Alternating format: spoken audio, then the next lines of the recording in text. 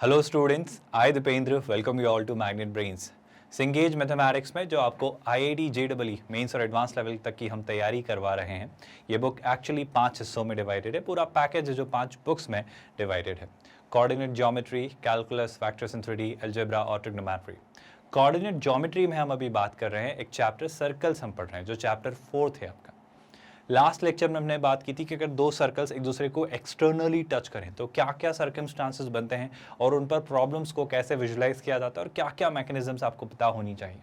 उसी तरीके से आज हम बात करेंगे कि अगर दो सर्कल्स एक दूसरे को इंटरनली टच करें तो चीज़ें कैसे वर्कआउट होती हैं और उन पर चीज़ें कैसे सोचनी होती हैं। इस बारे में डिटेल्ड डिस्कशन हम आज के लेक्चर में करेंगे। ये सारी चीज़ें आपको करवाई जा रही हैं बिल्कुल फ्री ऑफ कॉस्ट। कोई चार्जेस नहीं है, कोई हिडन कॉस्ट नहीं है, कोई सब्सक्रिप्शन खरीदने को आपसे नहीं कहते हैं। कुछ भी ऐसा नहीं है कि कोई ट्रायल वर्जन हो या कोई पेड वर्जन हो। हम पूरे तरीके से आपके लिए रखते हैं चीज़ें बिल्कुल फ्री ऑफ कॉस्ट। किंडरगार्टन से 12th स्टैंडर्ड तक अलग अलग बोर्ड्स, अलग अलग मीडियम्स और कई सारे कॉम्पिटिटिव एग्जाम्स की हम आपको तैयारी कराते हैं। विद दैट स्टूडेंट्स, आज का लेक्चर शुरू करते हैं। हमारे ई बुक्स, PDFs और नोट्स के लिए आप हमारी टीम से कॉन्टैक्ट कर सकते हैं। गेट नोट्स आपको एक लिंक दिखाई देगा इन वीडियोज़ के डिस्क्रिप्शन में, वहाँ क्लिक करके। दो सर्कल्स अगर मेरे पास हैं, ये एक सर्कल है मान लो और एक और circle let's say is there, एक और circle let's say is there, और उस सर्कल ने क्या किया, उस सर्कल ने सर इस सर्कल को इंटरनली टच किया। That circle touched this circle let's से इंटरनली। क्या आप मेरी बात समझ पा रहे हो भाई? सर ये सर्कल ने इसको यहाँ कहीं इंटरनली टच किया। अच्छी बात है सर। हो क्या रहा है यहाँ पर? हो ये रहा है कि ये आपका बिगर circle let's call it S1, ये आपका internal circle let's call it S2। मुझे कुछ बहुत क्रूशियल सी बातें नजर आ रही हैं सर। क्या? अगर मैं इस सर्कल के सेंटर की बात करूं, लेट्स कॉल इट यहाँ पर कहीं होगा और इसे हम मान लेते हैं क्या, C1। इस सर्कल के सेंटर की बात करूं तो लेट्स से यहाँ कहीं होगा, इसे मैं मान लेता हूँ C2। एक बड़ी ज़रूरी सी बात जो आप सब नोटिस कर रहे होंगे कि सर अगर इन C1 और C2 से मैं यहाँ पर कोई एक लाइन देखूँ जो कि मैं इनको पॉइंट ऑफ कांटेक्ट तक ड्रॉ करूँ तो मुझे दोनों सर्कल्स की रेडियस मिलती हैं। दोनों सर्कल की रेडियस मिलने का मतलब है ऑफकोर्स बड़े सर्कल की रेडियस जो कि क्या होगी R1 और इस छोटे वाले सर्कल की रेडियस जो कि होगी R2। आई होप आप ये फ़र्क समझ पा रहे हैं। मेरा आपसे ये कहना है कि अगर इन दोनों की रेडियस को अगर इस टेंजेंट से मिलाया जाए जो कि इनकी कॉमन टेंजेंट है, जो कि इनकी क्या है, कॉमन टेंजेंट, तो क्लियरली वो क्या होगी, परपेंडिकुलर। एक जरूरी सा ऑब्जर्वेशन जो आप सबको देखना चाहिए कि शायद मैं यहाँ पर डायरेक्ट कॉमन टेंजेंट ड्रॉ नहीं कर पा रहा हूँ, और शायद से अच्छा शब्द होगा सर एनीवे आप डायरेक्ट कॉमन टेंजेंट तो ड्रॉ नहीं कर पा रहे हो, क्योंकि दोनों के लिए कोई डायरेक्ट कॉमन टेंजेंट है ही नहीं। मतलब एक ही कॉमन टेंजेंट है, डायरेक्ट ट्रांसवर्सल जो कहना है कह लीजिए, जहां पर ये दोनों एक दूसरे को इंटरनली टच कर रहे हैं, बस वहीं से एक कॉमन टेंजेंट निकलेगी। क्या ये बात आपको नजर आई? कोई परेशानी या डाउट तो नहीं है? तो आज हम बात करेंगे कि अगर सर दो सर्कल्स एक दूसरे को इंटरनली टच करें तो क्या क्या बातें होती हैं, क्या क्या चीज़ें सोची जाती हैं, और उनसे टेंजेंट से कैसे रिलेशन होते हैं और उन पर कैसे चीज़ें सोचनी होती है, टेंजेंट की इक्वेशन, जो भी सब चीज़ें सोचनी है, आज उस बारे में डिटेल्ड डिस्कशन करेंगे। अच्छा, एक बात क्या आपको नज़र आई, क्या आपने ऑब्जर्व की कि सर अगर दो सर्कल्स ने एक दूसरे को इंटरनली टच किया, if two circles happen to touch each other internally, तो एक बहुत मज़ेदार सा ऑब्जर्वेशन आपको देखना चाहिए, जिसे मैं हल्का सा फिर से आपको एक अलग तरीके से दिखाने की कोशिश करता हूँ। जैसे मान लो ये आपका एक सर्कल है ना, और उसी तरीके से मान लो आपका एक और सर्कल है ना, एक और सर्कल है, और इन दोनों ने एक दूसरे को टच किया इंटरनली इस तरीके से।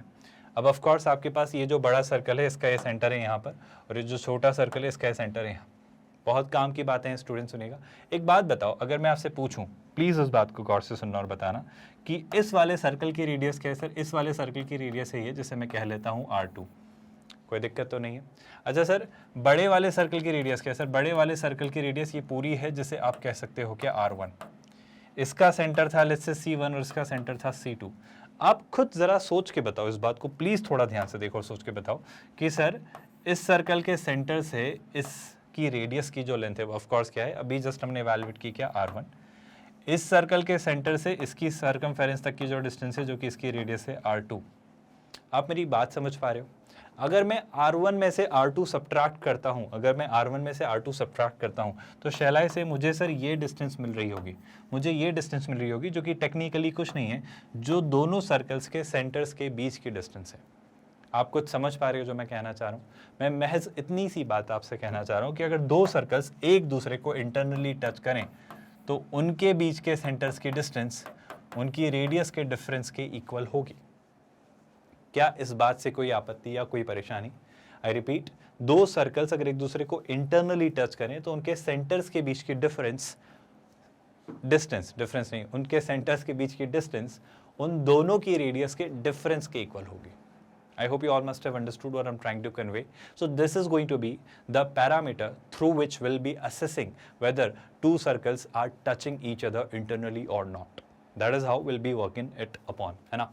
अब हम क्या करेंगे, हम इसके ऊपर अगर काम करना चाह रहे हैं working upon it, तो मैं कहूँगा कि सर इसके बारे में भी बात कर लेंगे, सारी बातें कर लेंगे। तो एक एक करके हर एक चीज़ समझते हैं। अगर यहाँ तक आपने चीज़ें समझी तो सुनिएगा ध्यान से। I am imagining that there is a circle जिसे हम कहते हैं S1, और S1 आपका ये सर्कल है जिसे हम पढ़ते हुए आए हैं x² + y² 2g1x, और इस बारे में कुछ कहने की जरूरत नहीं है कि ऑफकोर्स सर इसका जो सेंटर होगा वो हो जाएगा -g1, -f1, और इसकी रेडियस क्या हो जाएगी sir g1² + f1² - c inside an under root. Similarly एक और सर्कल है सर S2, और उसमें भी चीज़ें ऐसी हो जा रही है, सेम वही बातें, क्या ये वही, तो ये भी हो जाएगा -g2 - f2, और वहाँ पर क्या आ जाएगा g2² + f2² - c2, ये भी रेडियस हो जाएगी इनसाइड एन अंडर रूट। अब बात काम की जो निकल कर आ रही है वो क्या सर, मैं बिल्कुल आसानी से कंक्लूड करूँगा कि दोनों के सेंटर्स के बीच की डिस्टेंस उनके दोनों के रेडियस के डिफरेंस के इक्वल होगी। मतलब कंक्लूजन वही है स्टूडेंट्स, अगर आप ध्यान से देखें मैं यहाँ पर क्या कहूँगा, दोनों के सेंटर्स के बीच के डिफरेंस है ना, डिस्टेंस, तो वही बात ये है -g1, -f1, ये क्या है भाई -g1, -f1, और ये कोऑर्डिनेट क्या है सर, ये कोऑर्डिनेट है आपका -g2, -f2। आई होप आप ये बात समझ पा रहे हो। तो सर इन दोनों के बीच के डिस्टेंस निकालो, तो फिर वही बात आप भूले तो नहीं हो, g2 - g1 का whole square plus f2 - f1 का होल स्क्वायर, और ऑफ कोर्स इसको आप लेते हो अंडर रूट में। सर ये किसके इक्वल होगा, ये इन दोनों की रेडियस के डिफरेंस। तो अगर मैं इस सर्कल की रेडियस निकालूं r1 की, है ना, तो वैल्यू कितनी होगी भाई, वो होगी √ओवर g1² + f1² - c1, और इसमें से आप सब्ट्रैक्ट करेंगे r2, जो कि क्या होगी भाई, जो कि होगी g2² + f2² - c2। I think जब भी ऐसा कुछ कंडीशन फुलफिल होती हुई दिखेगी, हम कहेंगे ये क्लियरली दोनों सर्कल्स एक दूसरे को इंटरनली टच कर रहे हैं, याद रहेगा। अच्छा सर ये बात तो हमने आपकी मान ली, और क्या, और सुनते हैं ध्यान से, बड़ी सिंपल सी बात है। यहाँ पर वो मॉड इसलिए लगा रहा है कि उससे नहीं पता अभी कि R1 और R2 में कौन बड़ा है, तो आप इस तरीके से लीजिएगा कि आप बड़ी रेडियस में से छोटी रेडियस सब्ट्रैक्ट करें इस तरीके से, ताकि आपको सिर्फ क्या मिले, उन दोनों का डिफरेंस, याद रहेगा।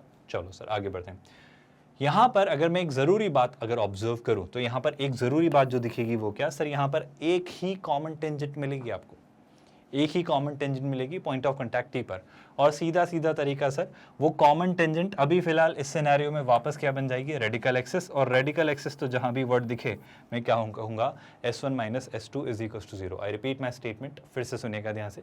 जो यहाँ पर कॉमन टेंजेंट बन रही है, जो यहाँ पर कॉमन टेंजेंट बन रही है वो कौन सी है सर, वो आपकी ये कॉमन टेंजेंट है ना। आई एम रियली सॉरी, इसको मैं थोड़ा सा इंक्लाइन करूँगा और चीज़ें यहाँ पर लाने की कोशिश करूँगा, इसे थोड़ा और हम इंक्लाइन करेंगे, और आई थिंक चीज़ें हम यहाँ पर इस तरीके से पुश करेंगे। तो ये आपका कॉमन टेंजेंट है, this line here is the common tangent. This is again not just behaving as a common tangent but also as the radical axis. और अगर ये रेडिकल एक्सिस की तरह बिहेव करे, this is not just the common tangent but ये क्या बन गया, ये बन गया आपका रेडिकल एक्सिस। और अगर सर ये रेडिकल एक्सिस की तरह बिहेव कर रहा है, तो मैंने तो जीवन में इतना जाना है कि इस पर कोई भी पॉइंट जो होगा वो वहाँ से जब आप इन पर टेंजेंट ड्रॉ करोगे तो वो इक्वल लेंथ के होंगे। और रेडिकल एक्सिस यानी इस कॉमन टेंजेंट की इक्वेशन क्या मैं लिख सकता हूँ सर, सर्कल 1 की इक्वेशन में से सर्कल 2 की इक्वेशन सब्ट्रैक्ट कर दो तो आपको रेडिकल एक्सिस की इक्वेशन यानी कॉमन टेंजेंट की इक्वेशन मिल जाएगी। आई थिंक चीज़ें आसान है, बिल्कुल आसान है। तो इसकी इक्वेशन क्या हो जाएगी भाई, फिर वही बात, x² y² हट जाएगा तो आपके वो g, f और c वाले टर्म्स बचेंगे, उनमें x और y में आपको एक लीनियर इक्वेशन यानी एक स्ट्रेट लाइन की इक्वेशन मिल जाएगी। बस यही बातें यहाँ पर कहकर लिखकर आपको समझाने की कोशिश की गई है। एक और मज़ेदार और ज़रूरी बात निकल कर आती है जो कि आपको याद रखनी है और इन्हें अच्छे से नोट डाउन करना है स्टूडेंट्स। ये 2-3 बातें ऐसी हैं जिन पर क्वेश्चंस बनते हैं, तो प्लीज़ इन्हें अच्छे से नोट डाउन करना। ये बात ये है, सुनिए ध्यान से, ये ज़रूरी बात है कि ये जो आपकी जो पॉइंट है ना, ये जो पॉइंट है टी, ये जो पॉइंट है टी, इसे मैं थोड़ा और अच्छे से बनाकर आपको ड्रॉ करके दिखाता हूँ ताकि बहुत मेस्ड अप ना हो चीज़ें, बहुत हौश पौश ना हो और आप चीज़ें अच्छे से देख पाएँ, है ना। जैसे कि क्या, ये आपका एक सर्कल है और एक सर्कल इसे इंटरनली ऐसे टच करता है, कोई तकलीफ तो नहीं है। अब जब इसने टच किया तो सुनिएगा ध्यान से, जिस पॉइंट पर इन दोनों ने एक दूसरे को टच किया इसे मैं कह लेता हूँ क्या, टी। याद आ रहा है कुछ? अगर इसने यहाँ टी पर टच किया तो मान लो सर इसका सेंटर ये रहा और इसका सेंटर ये रहा, है ना, और इन सारे सेंटर्स को जब आपने मिलाया, है ना, C1 C2 और इस टी को, पॉइंट ऑफ कॉन्टैक्ट को, तो ऑफ कोर्स आपका C1 था और ये आपका था C2। तो हम बिल्कुल बिल्कुल मतलब इसमें तो मुझे कुछ कहने की ज़रूरत नहीं है ना। C1 क्या है, C1 से T तक की डिस्टेंस क्या है, R1, कुछ बोलूँ या आप खुद मुझे बता देंगे। और सर C2 से T तक की डिस्टेंस क्या है, सर ये है R2। तो आप खुद कहोगे सर, आप खुद कहोगे क्या कि T ने एक्सटर्नली C1 C2 को R1:R2 के रेशो में डिवाइड किया है।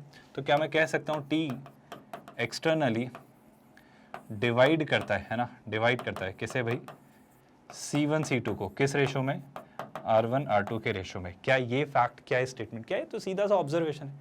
मतलब मुझे अगर कभी भी कोई पूछेगा कि दो सर्कल्स एक दूसरे को इंटरनली टच कर रहे हैं, तो मैं क्या कहूँगा, सर अगर वो पॉइंट ऑफ कॉन्टैक्ट पता करना है ना, तो एक्सटर्नल डिवीजन वाला फॉर्मूला अप्लाई करो, बात खत्म। एक्सटर्नल डिवीजन वाला फॉर्मूला अप्लाई करो, बात खत्म, आपका आंसर आ जाएगा। याद रहेगा क्या?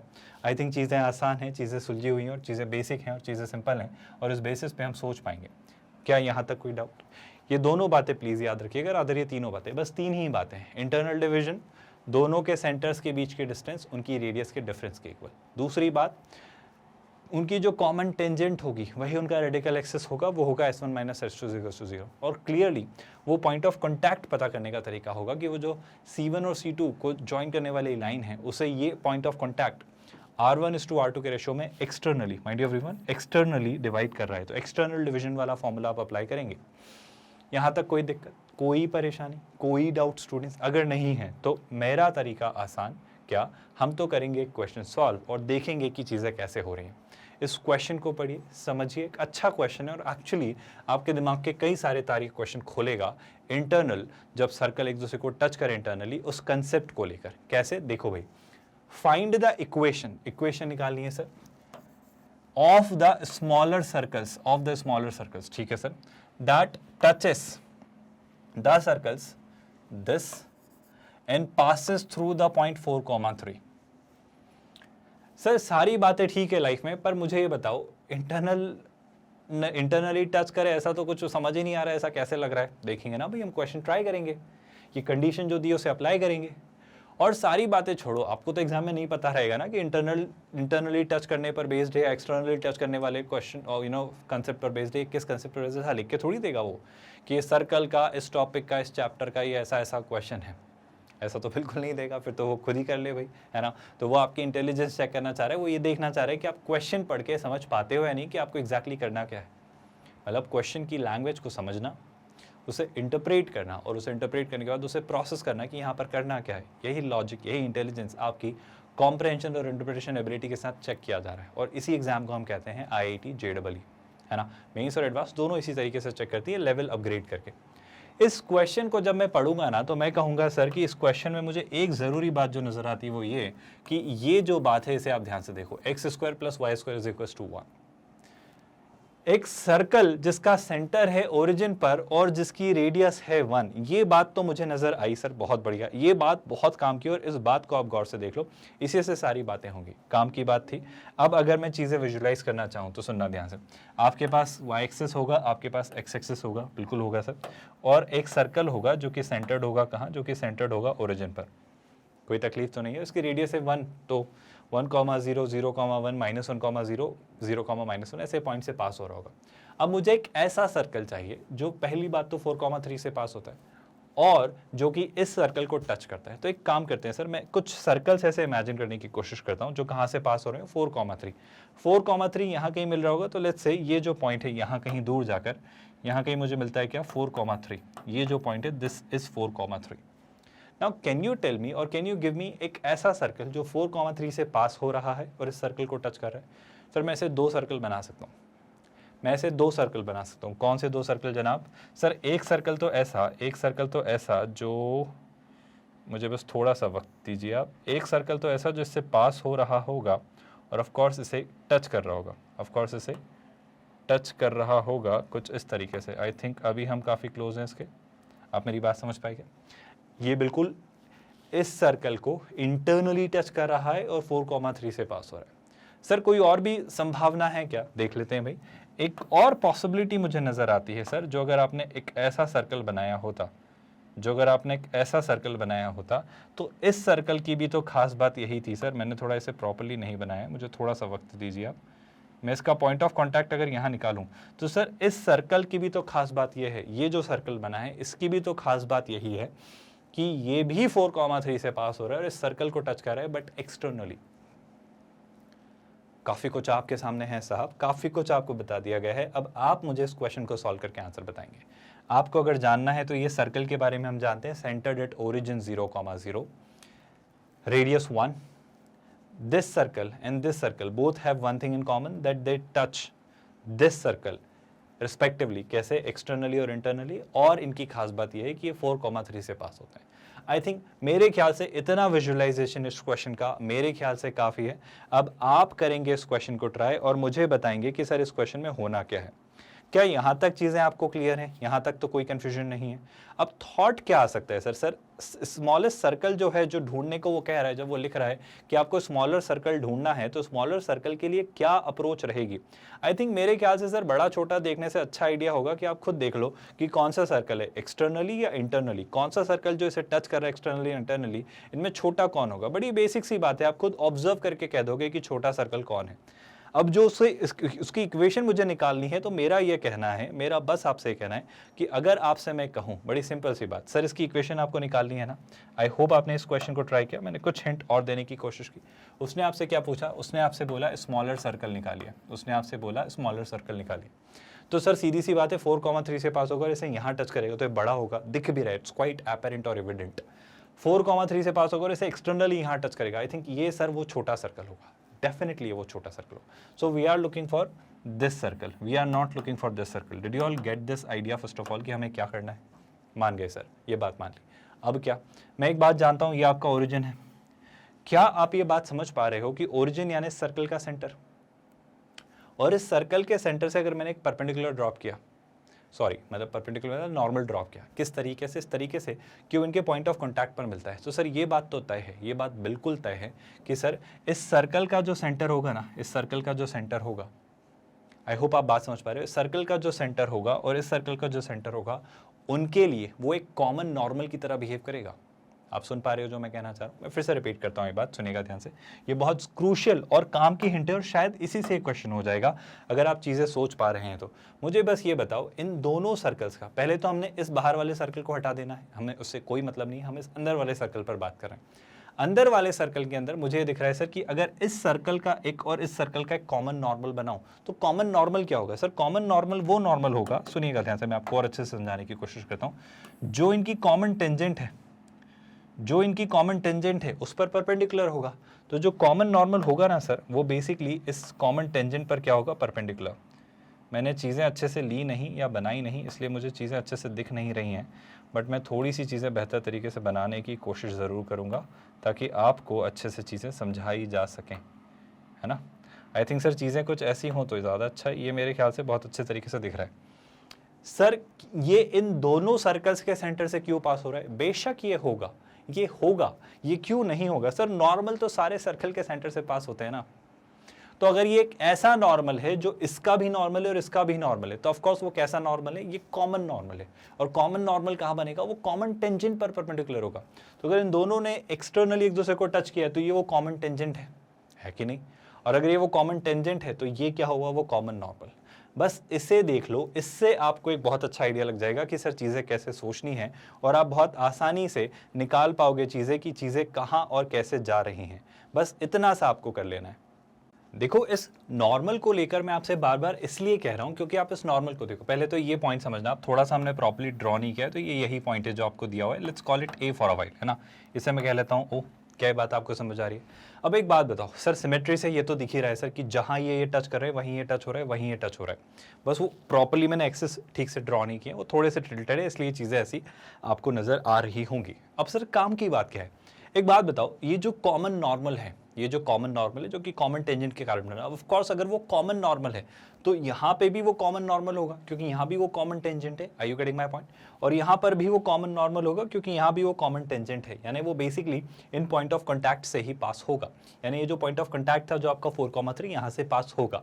अब आपका क्या कहना है सर? मेरा आपसे ये कहना है, क्या आप मुझे इस स्ट्रेट लाइन ओ ए की इक्वेशन बता सकते हो? ऑफ कोर्स ये आपके 0,0 है, जैसे मैं कहता हूँ ओ, तो सर ओ ए की इक्वेशन क्या होगी? सर सीधी सी बात है, क्या सोचना है, 4,3 0,3 है ना, तो मैं क्या लिखूंगा, y माइनस 0 यानी y है ना is equals to m, m कितना होगा 3 माइनस 0 अपॉन 4 माइनस 0, तो कितना हो जाएगा 3/4, कोई दिक्कत तो नहीं, टाइम्स x माइनस 0, तो ये कुछ ऐसा हो जाएगा। कोई तकलीफ किसी भी स्टूडेंट को आई थिंक नहीं होनी चाहिए।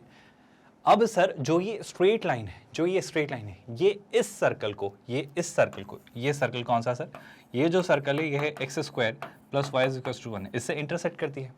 इससे कहाँ इंटरसेक्ट करती है सर? इससे इंटरसेक्ट करती है वो इन दो पॉइंट्स पर। किस किस पॉइंट पर? यहाँ पर और यहाँ पर।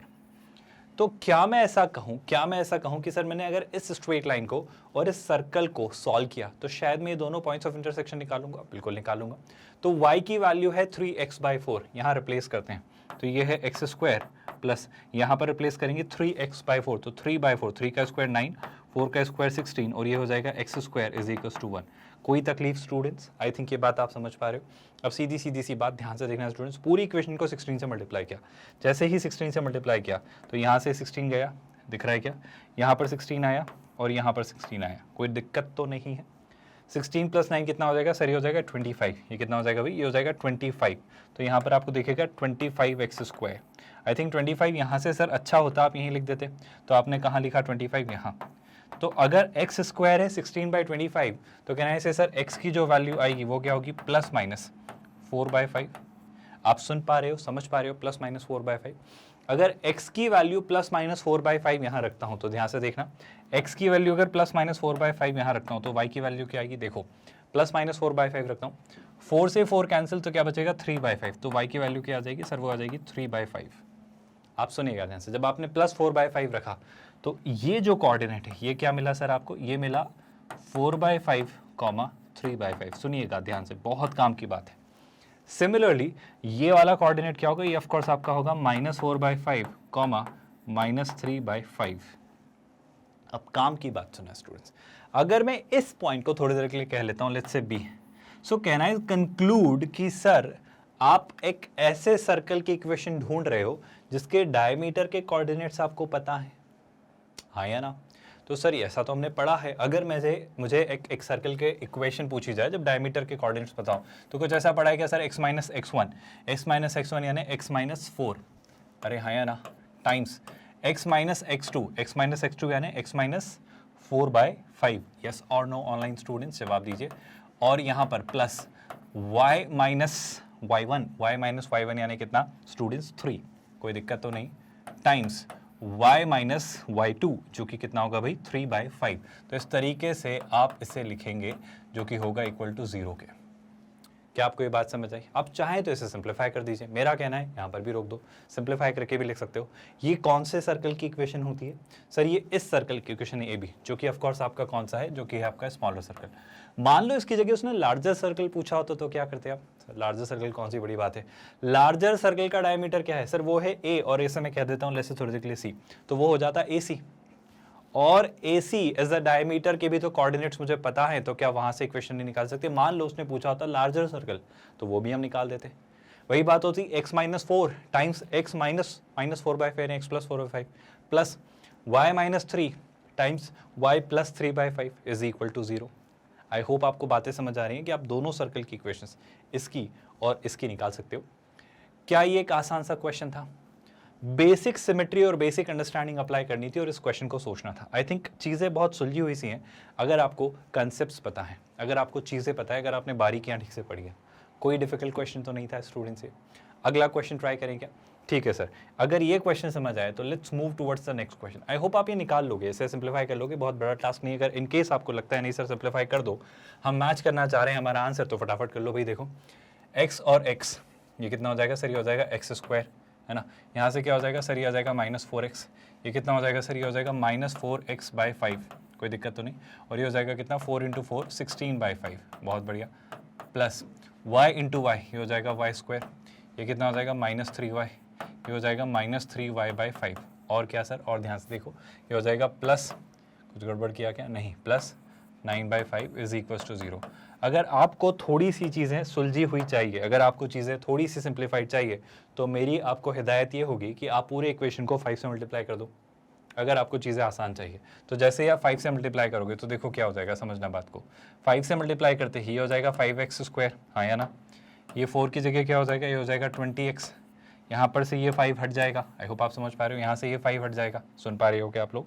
यहाँ पर क्या आ जाएगा सर, यहाँ पर आ जाएगा 5y स्क्वायर। यहाँ पे 5 × 3 कितना हो जाएगा सर, ये हो जाएगा 15। यस और नो, आई थिंक अब आप समझ पा रहे हो मैं जो करना है कहना चाह रहा हूँ। यहाँ पे 5 मल्टीप्लाई होकर हटा देगा और यहाँ पर भी 5 होकर हटा देगा। तो अब अगर आप सिंप्लीफाइड वर्जन पूछें तो ये है 5x स्क्वायर और ये है 5y स्क्वायर, तो ये हो जाएगा 5x square plus 5y square. और क्या सर, देखो भाई -20 - 4 सो दैट्स -24x। फिर क्या सर, -15 - 3 सो दैट्स -18y। और क्या sir, 16 + 9, I think that's clearly nothing but what, that's clearly 25 is equal to 0। So this is going to be your answer. आप चाहें तो वही x स्क्वायर y स्क्वायर पूरा 5 हटा भी सकते थे, बट मैंने कहा कि इसे ऐसे सिंप्लीफाइड रखते हैं, वहाँ फ्रैक्शंस रखने के बजाय, तो आप ऐसा आंसर भी प्रेफर कर सकते हैं। डिड यू ऑल अंडरस्टैंड, ये वो इक्वेशन होगी। मूव करते हैं नेक्स्ट क्वेश्चन की तरफ। आई होप काफ़ी सारे स्टूडेंट्स का आंसर मैच हुआ होगा। यहाँ क्या लिख रहा है सुनिएगा, इस क्वेश्चन को पढ़ते हैं। फाइंड द लोकस, तो निकालना है locus of the centre of the circle touching this circle internally and tangents on which from 1, 2 are making an angle of 60 degree with each other। नहीं समझ आ रहा है, मतलब कुछ समझ नहीं आ रहा है सर, तो मेरा कहना है कि विजुअलाइज करो, ड्रॉ करो, चीज़ें समझ में आएंगी अगर आप चीज़ें ड्रॉ करोगे। सुनना ध्यान से, मैं सारी बातें खत्म करता हूँ।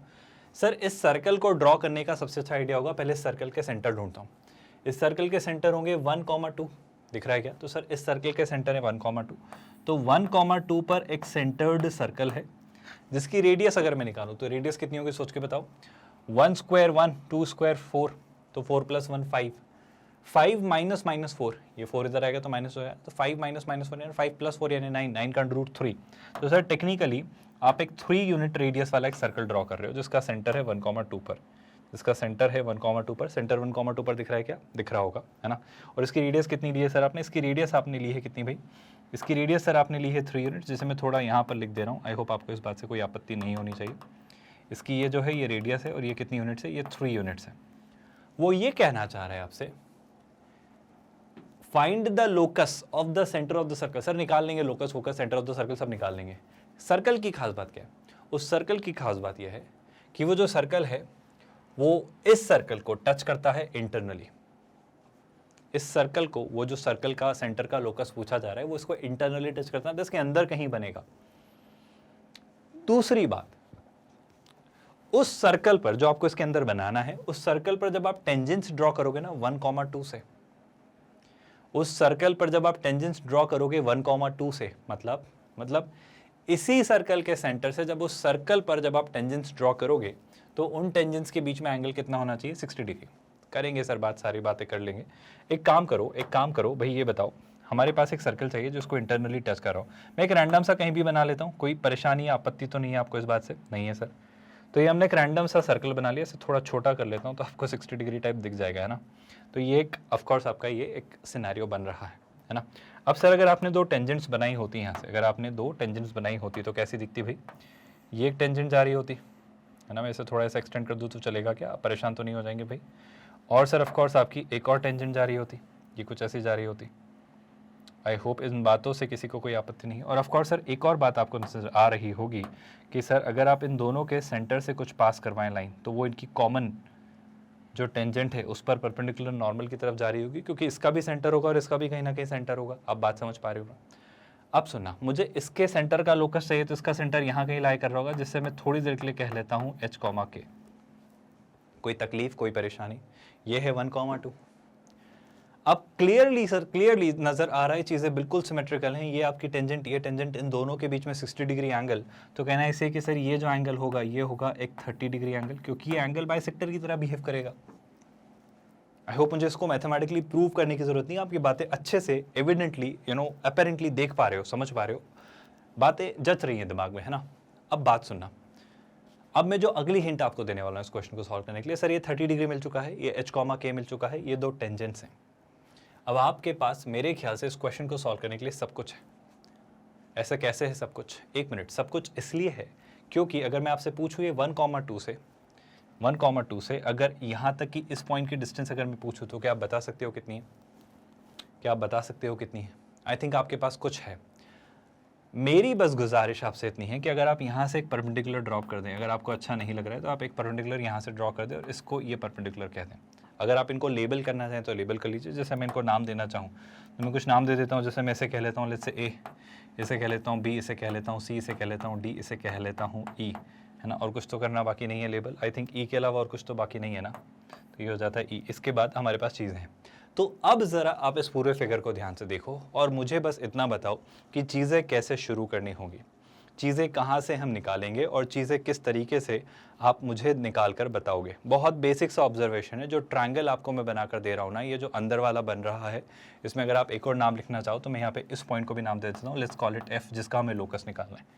तो हिंट बस मैं इतनी सी ही देना चाह रहा हूँ स्टूडेंट्स आपसे कि आप अगर ट्रायंगल ए बी एफ में देखोगे तो आपका क्वेश्चन खत्म हो जाएगा। अगर आप, आई रिपीट माई स्टेटमेंट, अगर आप ए बी एफ में देखोगे तो आपका क्वेश्चन खत्म हो जाएगा अगर आप चीज़ें ध्यान से देख पा रहे हो तो। कैसे खत्म हो जाएगा सर? आप तो कुछ तो भी बड़बड़ा रहे हो। नहीं, मैं कुछ तो भी नहीं बड़बड़ा रहा हूँ स्टूडेंट्स, मैं आपको एक बहुत अच्छी हिंट दे रहा था जिसे शायद आपने अमल में लाए होते तो ये क्वेश्चन खत्म हो चुका होता। देखो, ये आपका ट्रायंगल है A B F. Of course sir, इस ट्रायंगल ए बी एफ में ये जो एंगल है ये भी कितना होगा सर? ये एंगल भी कितना होगा सर? ये भी 30 डिग्री होगा। कोई तकलीफ इस बात से? अब मैं इस ट्रायंगल ए बी एफ का सिनेरियो आपको समझाना चाह रहा हूँ। सर ये एंगल है 30 डिग्री, क्या मैं इस ट्रायंगल ए बी एफ में साइन 30 निकाल सकता हूँ? निकाल तो सकते हो सर। साइन 30 क्या होगा सर? साइन 30 क्या होता है? उस एंगल के सामने वाली परपेंडिकुलर साइड, जिसे आप क्या कहोगे? जिसे आप कहोगे बी एफ। अरे हाँ या ना? अपॉन ऑफ कोर्स क्या, इसका हाइपोटेन्यूज। अब इस ट्रायंगल का हाइपोटेन्यूज क्या है सर? वो है A F. B F upon A F होगा ना, तो इसका हाइपोटेन्यूज क्या होगा सर? वो होगा ए एफ। क्या यहाँ तक किसी भी स्टूडेंट को कोई आपत्ति? किसी भी स्टूडेंट को कोई परेशानी? अब क्या करने वाले हो? मेरे ख्याल से अब आप सोच लो, अब आपका क्वेश्चन खत्म हो जाएगा। अब आपको सब बता दिया। अब इससे ज़्यादा अगर मैंने बताया होता ना तो इस क्वेश्चन में आप कर दोगे गड़बड़। बी एफ और ए एफ में अब आपको चीज़ें सोचनी है और आपको निकालना है इसका फाइनल आंसर। मेरा यकीन करिए, इस क्वेश्चन को इससे ज़्यादा एक्सटेंड मत करिए। अब यहाँ से आप चीज़ें बिल्कुल सीधी सीधी सोच पाओगे। बहुत आसान है चीज़ें सोच पाना। आप देखो भाई, मैं बस आपसे इतना कहना चाह रहा हूँ कि ए एफ के बारे में मुझे ज़्यादा जानकारी नहीं है। एफ क्लियरली क्या है? आपका हाइपोटेन्यूज। सर सोच लेंगे एफ के बारे में, पर क्या मैं एक बड़ी सिंपल सी बात आपसे ये कह सकता हूँ सर? सुनिएगा, बहुत काम की बात है, इसे ध्यान से सुनिएगा प्लीज। बी एफ क्या है सर? बी एफ है इस सर्कल पर जो टेंजेंट आपने ड्रॉ की है उसमें इस सर्कल के सेंटर से ड्रॉप की गई perpendicular. So shall I not say that B F is nothing but this smaller circle's radius? और सर अगर वो बी एफ है, अगर वो बी एफ है तो कहना है इसे सर वो एफ डी भी तो होगी। अरे इस स्मॉलर सर्कल की रेडियस या तो आप कह लो बी एफ है या फिर क्या है? F D. तो can I replace this B F by F D first of all? Yes, you all can. So sine 30 gets replaced by 1/2 which we all know is 1/2 and bf I'm replacing by fd which should not bother anyone at all as far as I believe or I think. Everyone with me so far? Sir F D तो ठीक है, आपका समझ आया। अब आप A F का क्या करने वाले हो? मैं कह रहा हूं एफ डी के बारे में ही सोचते हैं, ए एफ को वहीं रखे। क्यों? आप रियलाइज करोगे कि मैंने ए एफ को क्यों इंटैक्ट रखा, ए एफ को क्यों नहीं छेड़ा। आप बात करो एफ डी की। क्या मैं एफ डी को ऐसा नहीं कह सकता? सुनिएगा ध्यान से, एफ डी को क्या मैं A D minus A F कह दूं? फिर से सुनिए, A D minus A F, F D नहीं होगा क्या? ऐसा क्यों कर रहे हो सर? मुझे कुछ दिख रहा है जो आपको भी दिखेगा जैसे ही मैं ऐसा लिखूंगा। मैं एफ डी को लिख रहा हूं A D minus A F, है ना। तो ये तो है 1/2 जिसे मैं ऐसा ही रखता हूं। एफ डी को मैं लिखता हूं क्या? एफ डी को मैं लिखता हूं A D minus A F, इसे मैं लिखता हूं A D minus A F divided by A F. पता नहीं सर क्या क्या कर रहे हो आप, हमें तो कुछ समझ नहीं आ रहा है। थोड़ा सा पेशेंस और रखिए, क्वेश्चन खत्म हो जाएगा। ऐसा कैसे खत्म हो जाएगा सर? थोड़ा सा पेशेंस रखिए भाई। बोलो भाई, यहाँ देखो, इस ए एफ को यहाँ मल्टीप्लाई करता हूँ, 2 को उधर मल्टीप्लाई करता हूँ। ए एफ को यहाँ 1 से मल्टीप्लाई किया तो ये हो जाता है ए एफ, और 2 को जब वहाँ मल्टीप्लाई करने में गया ना, जब 2 को मैं मल्टीप्लाई करने गया तो मुझे ए डी दिखा। मुझे ए डी देख कर कुछ चमका। क्या आपको चमका क्या सर? ए डी देख के मुझे ये स्ट्राइक हुआ कि A D is nothing but इस सर्कल की रेडियस, बड़े वाले सर्कल की। और अगर ये बड़े वाले सर्कल की रेडियस है तो सर वो तो मैं निकाल चुका हूँ। कितनी है भाई? 3। So can I do nothing but replace A D by 3? Yes, we all can. So A D gets replaced by 3 here. Now what are we left with? Now we are left with F, तो इसको रख देते हैं A F, तो ये मिलता है A F. Sir अब क्या करने वाले हो आप? सॉल्व करेंगे, देखेंगे कुछ चीज़ें तो बनकर आएंगी। तो सुनिएगा ध्यान से, सुनिएगा ध्यान से।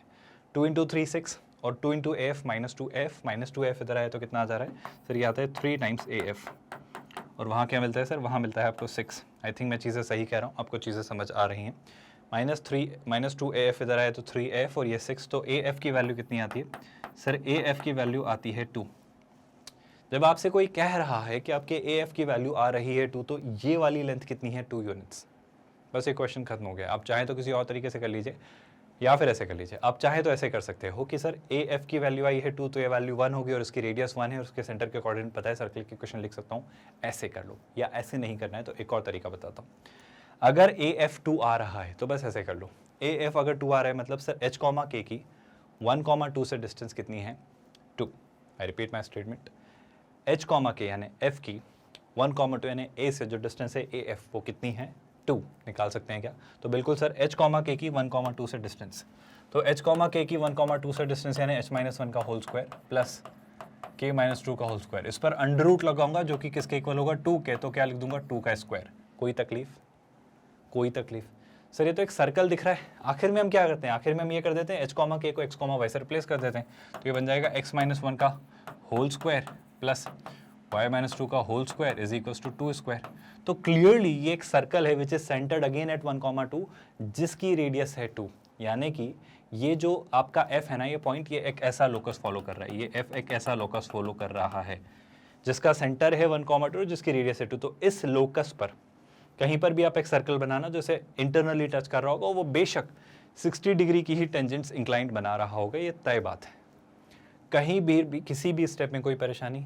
सर ये पार्ट कैसे सोचा, बस यही ट्रिकी पार्ट है जिसमें दिमाग लगाना होगा, इसमें मेहनत करनी होगी, बाकी मेरे ख्याल से टफ चीज़ें नहीं है। क्या आपको ये बात समझ आ रही है कि जब इंटरनल डिवीजन हो तो सर्कल्स पे कैसे चीज़ें सोची जाती हैं, उनको कैसे वर्कआउट किया जाता है? आई थिंक बहुत डिफिकल्ट फिनोमेना नहीं है, बहुत डिफिकल्ट चीज़ें नहीं है, बहुत मुश्किल चीज़ें बिल्कुल भी नहीं हैं। बिल्कुल अच्छे से मेरे ख्याल से चीज़ें समझ आई हैं कि सर्कल्स में जब इंटरनल डिवीजन हो, मतलब इंटरनली वो टच कर रहे हो, तो चीज़ें कैसे होती हैं। 3 बातें अभी आज के लेक्चर का क्रक्स होंगी। पहली बात क्या कि इंटरनली अगर वो टच करें तो क्या भाई सेंटर्स के बीच की डिस्टेंस उनकी रेडियस के डिफरेंस के इक्वल होती है।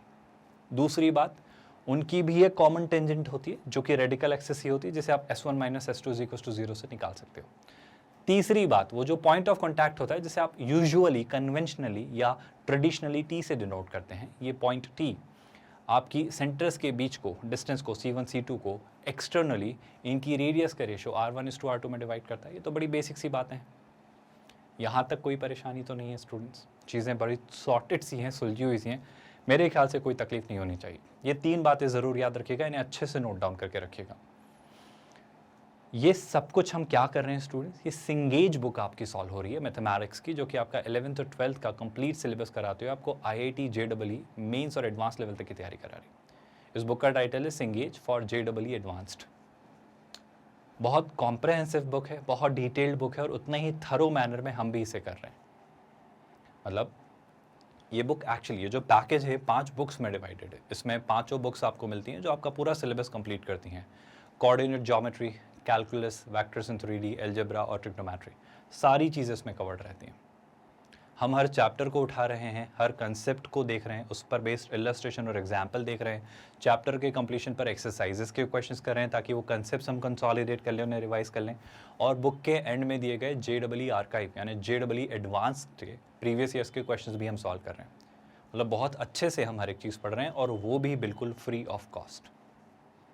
मतलब आपसे कोई हिडन कॉस्ट नहीं मांगी जाने वाली है, कोई सब्सक्रिप्शन खरीदने को नहीं कहा जाएगा, कोई भी हमारा ऐसा मॉडल है ही नहीं कि ट्रायल वर्जन हो या पेड वर्जन हो।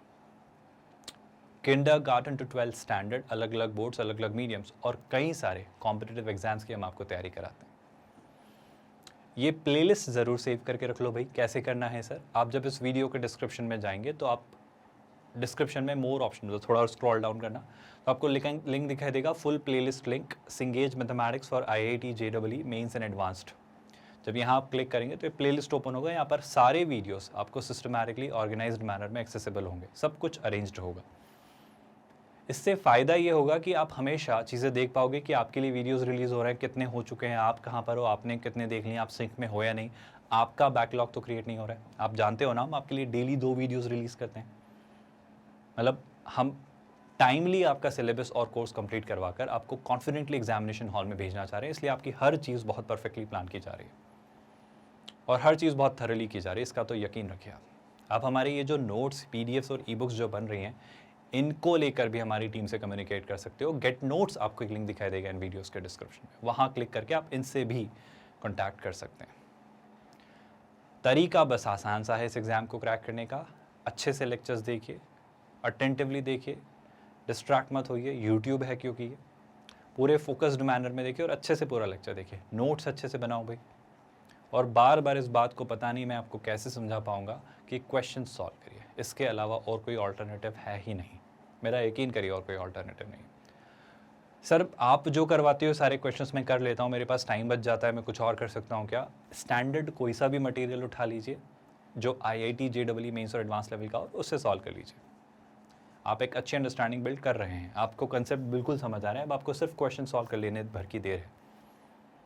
तो आपके लिए हर चीज़ ऑल अच्छे से वेल प्रिपेयर्ड है, बस आपको इसे ऑप्टिमल लेवल में यूटिलाइज करना है ताकि आप इसका बेस्ट निकाल पाएँ। इस तरीके से ये चीज़ें आपके लिए हो रही हैं स्टूडेंट्स। आई थिंक कोई भी परेशानी अगर है फिर भी तो कमेंट में लिखेगा, रेलेवेंट क्वेरी होगी तो हम वहीं या लेक्चर्स के दौरान ज़रूर रिस्पॉन्ड करेंगे। विद दैट मेरे ख्याल से आज का लेक्चर में इतनी सारी बातें सफिशिएंट हैं, आपने नोट डाउन की हैं, नोट्स बनाए हैं, इन्हें रिवाइज करते हो आप। मिलते हैं नेक्स्ट लेक्चर में, ख्याल रखिए अपना। We are calling it a day here. Thank you so much.